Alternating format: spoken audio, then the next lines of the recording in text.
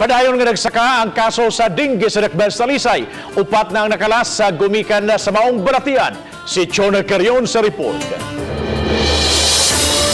Moabot na sa 612 kakaso sa dengue ang natala sa City Health Office sa Dakbayan sa Talisay.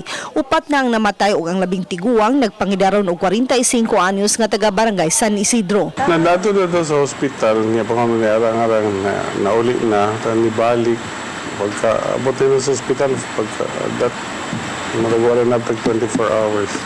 Mato ni Dr. Lino Alanzado nga ang kanunay nga pag-uwan-uwan may usa sa hinungdan sa pagsaka sa dengue.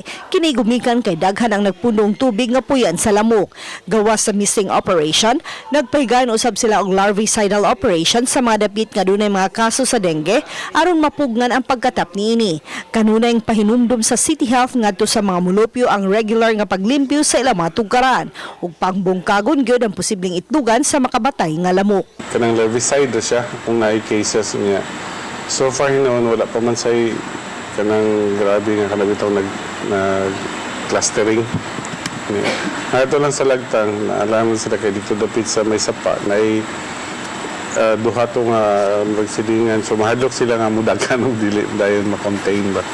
Uban ni Renante Quinones, Chona Carrion, Balitang Bisdak.